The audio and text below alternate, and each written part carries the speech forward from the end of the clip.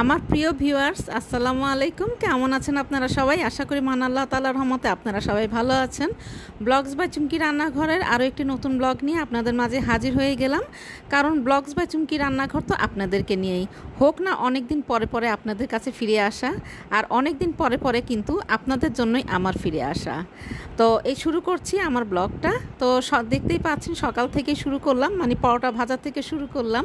তো আমি যখন পরোটাগুলো ভাজছিলাম তখন আমার মেয়ে এসে আমাকে বললো যে মা আমি একটু হেল্প করি। তো ওরা যেহেতু বড় হচ্ছে, যখন আমাকে যেটা বলে যে একটু করি, আমি কিন্তু কোনোটাতে মানে না করি না। কারণ আমার কাছে মনে হয় যে ওদেরও এই ধরনের কাজগুলো একটু শেখার দরকার। আর এই যে দুটো ডিম সেদ্ধ দেখছেন, এটা কিন্তু আমার প্রায় ভিডিওতেই এই হাঁড়ির মধ্যে এই দুটো ডিম সিদ্ধ আপনারা দেখে থাকেন। অনেকেই মনে করবেন যে এটা মনে হয় একটা ভিডিওই বারবার দিচ্ছি, আসলে তা না। এটা আমার মানে নিয়মিত এই দুটো ডিম এই হাঁড়িটার মধ্যে আমি সিদ্ধ দিই প্রতিদিন সকালবেলায় আমার ছেলে আর ছেলের বাবার জন্য। তো চা নাস্তা খেয়ে যখন একটু অবসর, তো তখন মেয়ে বলছিল যে মা একটু ছাদে চলো, ছাদ মানে প্রচণ্ড কিন্তু বৃষ্টি হচ্ছে। তো মা একটু ছাদে চলো, আমি একটু তেল বানাবো, ছাদ থেকে একটু নিম পাতা কারি পাতা এগুলো একটু নিয়ে আসতে হবে। তো মেয়ে যখন বললো যে ছাদ থেকে সে পাতা নিয়ে এসে নিজে তেলটা বানাবে, তখন আমি কিন্তু এটাতেও না করিনি।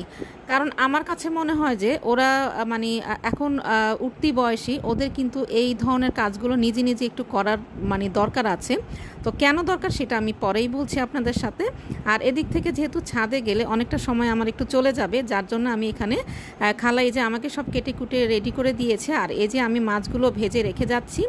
আর মাছগুলো যে কড়াইয়ের মধ্যে আমি ভাজছি, সেই কড়াইটা কিন্তু একেবারেই কম দামি একটা কড়াই, ভ্যান থেকে নেয়া।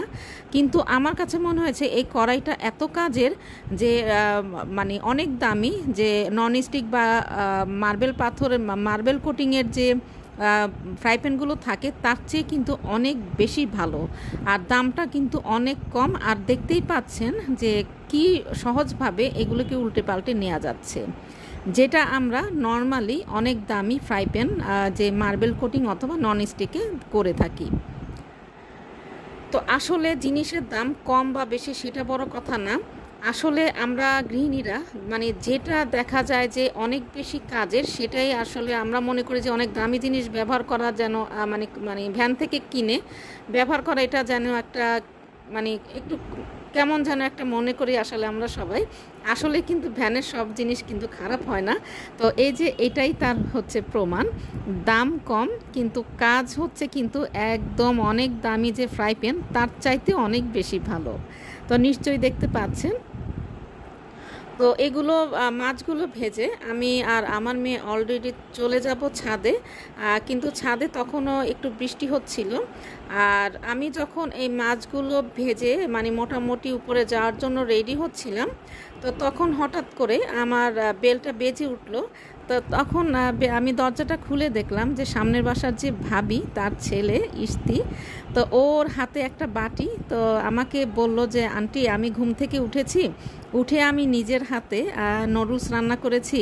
তো নুডলস রান্না করার পরে মনে হলো যে আপনার জন্য একটু নিয়ে যাই, আন্টি আপনি খেয়ে বলবেন কেমন হয়েছে। আমি একটু অবাক হয়ে মানে ওর দিকে তাকিয়েছিলাম। মানে কি বলবো আসলে বুঝতে পারছিলাম না। মানে ভেতরে ভেতরে আমি এতটা মানে এতটা ভালো লাগা কাজ করছিল যে আসলে সে জীবনের প্রথম নুডলস রান্না করেছে, এটা আমাকে এসে বলল। আর সেটা আবার আমার জন্য নিয়ে এসেছে, এটা কিন্তু অনেক বড় প্রাপ্তি। তো ওর আম্মু আমাকে বলেছিল যে আমাকেও দেয়নি, আমাকেও বলেনি, রান্না করার পরেই বলেছিল যে এটা আন্টিকে দিয়ে আসবো। তো আসলে কিন্তু আমার অনেক ভালো লেগেছে। তো ইস্তির জন্য অনেক দোয়া রইল, তুমি অনেক ভালো থেকো, অনেক অনেক সাফল্য আসুক তোমার জীবনে। তারপরে আমি যেটা করলাম মনের আনন্দে, সেই নুডলসটা খেয়ে তারপরে আমি আর আমার মেয়ে ছাদে উঠে গেলাম। আর নুডলসটা কিন্তু আসলে অনেক বেশি মজার হয়েছিল। তো অনেক ধন্যবাদ ইস্তি তোমাকে। তারপরে এই যে ছাদে চলে আসলাম, তো বৃষ্টি হচ্ছিল, তো বৃষ্টির মধ্যে ফুলগুলো দেখছিলাম। আর বেলি ফুলের কি যে সুগন্ধ ছড়াচ্ছিল সেটা দেখেই বুঝতে পারছেন। আর এই যে বৃষ্টির দৃশ্যগুলো দেখতেও মনে হয় যে অনেক বেশি ভালো লাগে। কিন্তু মনে মনে আবার একটা কাজ করছিল যে আমার তো যে নিচে অনেকগুলো কাজ রেখে এসেছি।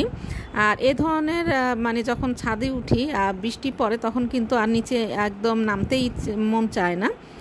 আর আমিও আজকে একটু বের হব খাওয়া দাওয়ার পরে, তো সেইভাবেই আর কি মানে প্রস্তুতি নিচ্ছি। তো তারপরে এই যে মেয়ে কারি পাতাগুলো নিচ্ছে, নিম পাতাগুলো নিচ্ছে। এখানেও কিন্তু আমি হাত লাগাইনি, কারণ সে নিচ্ছে তার মতো করে। তো আমি শুধুই কচি পাতাগুলো নিতে না করছিলাম। তো মেয়ে এগুলো যখন ছিটছিল তখন আমি আবার একটু আকাশ বাতাস একটু শ্যুট করে নিচ্ছিলাম আপনাদের সাথে শেয়ার করব বলে। তো যেটা আমি বলছিলাম যে আসলে ছেলে মেয়েদেরকে যখন একটু একটু বড় হয় তখন কিন্তু মানে পড়াশোনার পাশাপাশি কিন্তু এই ধরনের শিক্ষাগুলো নিজেরটা নিজে করা, নিজে একটু চা বানিয়ে খাওয়া, নিজে একটু নাস্তা বানিয়ে খাওয়া, তারপরে নিজের কাজগুলো নিজে করা। তো যেরকম আজকে আমার মেয়েটা তেল বানাতে চাইলো, আমি কিন্তু এখানে একদমই কোনো মানে নেগেটিভ কিছুই ওকে বলিনি। আমি একদম বলেছি যে ঠিক আছে মা, তুমি করো। আর এই যে এটা দেখতে পাচ্ছেন আমার ছেলের লাগানো আম গাছ, মাশাআল্লাহ আম ধরেছে। আর যদিও বলেছিল যে এটা 12 মাসই আম, আসলে কিন্তু এটা 12 মাস ধরে না, তো এই বর্ষার সিজনটাতেই ধরে। তো আমার কাছে মনে হয় যে এটা মনে হয় বর্ষাকালীন আম। তো যাই হোক, যা হয় সেটাই আলহামদুলিল্লাহ। সবচেয়ে বড় কথা মানে যতটুকু যা পাই সেটা নিয়েই আলহামদুলিল্লাহ, কারণ একটুতেই শুকরিয়া আদায় করা অনেক বেশি ভালো। আর এই যে দেখতে পাচ্ছেন যে আমার মেয়ে এখানে কিন্তু তেল বানানোটা শুরু করে দিয়েছে। তো আমার মেয়ের আমি যেটা বলতে চাচ্ছিলাম যে পরে আপনাদের সাথে এটা শেয়ার করব, এটা আমি এখানে বলতে চাচ্ছি এই যে এই তেলটা বানাতে কিন্তু অনেকটা সময় লেগে যায়, 1 ঘন্টার উপরে লেগে যায়, কারণ অনেক লো হিটে এটাকে করতে হয়। তো এই এতক্ষণ ধরে কিন্তু আমার সময়টা কিন্তু ওখানে চলে যেত, সেটা কিন্তু আমার করতে হলো না। আমি কিন্তু এদিক থেকে আমার কাজগুলো করে নিচ্ছি, এই যে রান্নাগুলো কিন্তু আমি করে নিচ্ছি। তো এদিক থেকে যেটা হলো সেটা হলো আমার কাজগুলো সময় মতো হয়ে গেল, আর মেয়েও তার যে নিজের যে প্রয়োজন সেটা নিজেরটা নিজে করাটাও একটু একটু শিখে গেল আলহামদুলিল্লাহ। তো তারপরে যখন ঘরের দিকে আসলাম, মানে আমার ছেলের রুমের দিকে, তখন দেখলাম যে একটা ছোট্ট পাখি ছানা এখানে ঘরের মধ্যে বসে রয়েছে। আর তার মা কিন্তু তাকে নেওয়ার চেষ্টা করছিল, পরে বারান্দায় রেখে এসেছিলাম, পরে তার মা মানে এই ছানাটাকে নিয়ে গিয়েছে। তো তারপরে এই যে এখন খাওয়া দাওয়ার সময়, তো মাছ তারপরে নিরামিষ এগুলো সব রান্না করেছিলাম। কিন্তু আসলে দেখা যায় যে আমাদের মাঝে মধ্যে একটা রুচির পরিবর্তন চলে আসে, কোনো কিছু খেতে ইচ্ছা করে না। তো আমি রান্না করার পরেও আমার মনে হচ্ছিল যে একটা ঝাল করে ডিম ভাজি করব, বেশি করে কাঁচামরিচ আর পেঁয়াজ দিয়ে, সেটা দিয়েই ভাত খাবো।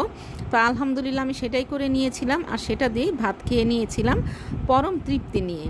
আপনি কি খাচ্ছেন সেটা বড় কথা না, আপনি পরিতৃপ্তি আপনি পেয়েছেন কি না সেটাই আলহামদুলিল্লাহ।